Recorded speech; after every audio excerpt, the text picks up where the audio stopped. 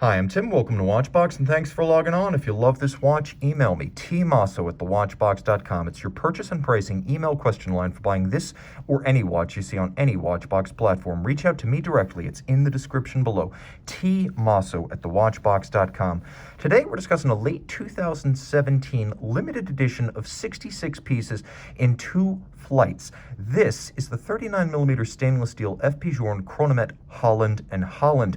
Geneva meets London, if you will. It combines Holland and Holland metallurgy and gunsmithing craft with f.p.journe's watchmaking craft. 2 series were made, one from a single barrel, 7183, yielded 28 watches. The second, from barrel 1382, yielded 38 watches. They are identical in every other regard. This is from barrel 1382, which dated to 1868. So that's where the dial of the watch comes from. We'll talk about that in a moment. The watch is thin, 8.5 millimeters thick by 46.4 millimeters lug-to-lug with a 20 millimeter spacing between the lugs. On the wrist, it's basically a body double for the Chronometre Bleu. So if you've worn that one, it's exactly like that. But in stainless steel, it has a different feel to it. This is an unusual material for f.p.journe, as it's generally only used for special, and I mean very special editions, and for chiming watches like sonnerie or minute repeaters. Easily sliding underneath the cuff, easily fitting on my wrist, 16 centimeters. I could recommend this watch for a wrist as small as 13 centimeters circumference. Taking a quick look at the strap, you can see that the strap is a sort of reddish brown, large rectangular scale alligator leather, semi-gloss, monotone stitch, folded edge construction, and you can see it features small round scale alligator leather on the bottom. The point of using this gator on the bottom as well as the top is to make a longer lasting strap than if the bottom were calfskin. Pull tab spring bars, you can remove the strap using only your fingernails. An unusual accessory, very few f.p.journe watches include a deployant clasp. To get it in stainless steel means this is doubly rare and doubly special.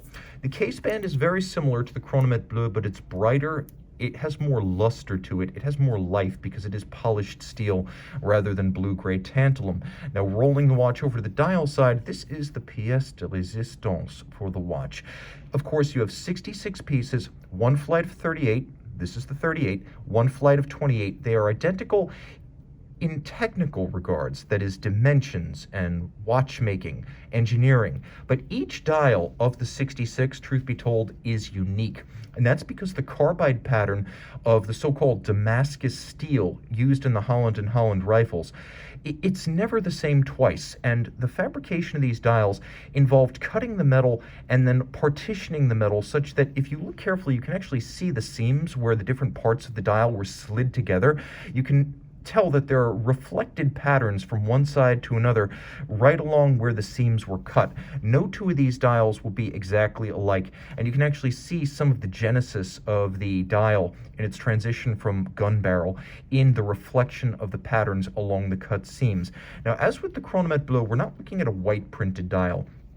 All of this is off-white, which gives it a warmth and a charm that would be lacking if it were antiseptically or chalk white. I'll also mention that whereas the Chronometre Bleu cleans up the Chronometre Souverain by eliminating the power reserve, the Holland and Holland cleans up the Chronometre Bleu by eliminating the small second. This is an exclusive 2-hand option from f.p.journe. You have those tapered biomorphic Journe hands, radially arrayed Arabic numerals, a railroad track outboard for reading your minutes.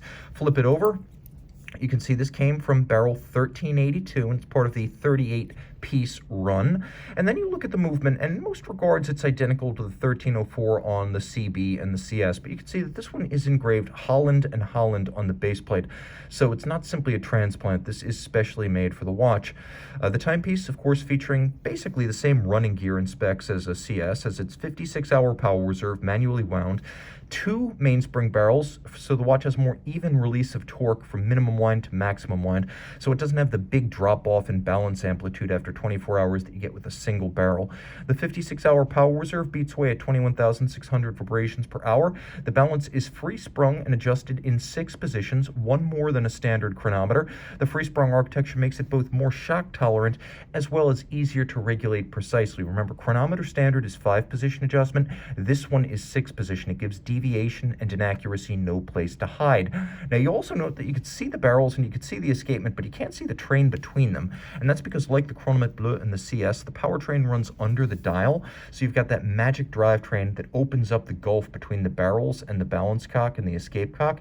And you can see how a Grand Dorge or barleycorn pattern is cut into the base plate. Côte de Genève across the bridges, and you can see Journe beveling gets better and better. It's becoming more mirrored and less obviously machined. Screw heads are black polished, and then you'll note that you have not one but two different patterns on the plates below the bridges. There's engine turning underneath the balance, and there's that Grand Dorge or barleycorn underneath the barrels. The architecture is handsome, and of course all 18-karat rose gold bridges and plates, and ensures that this watch, though conceived of steel, dial, and case, nevertheless it has a handsome and reassuring weight to it. 30 meters water resistant, so it's not an aquatic sports watch, but it is a sporty watch and very rare. Reach out to Tim Mosso at thewatchbox.com for purchase and pricing details.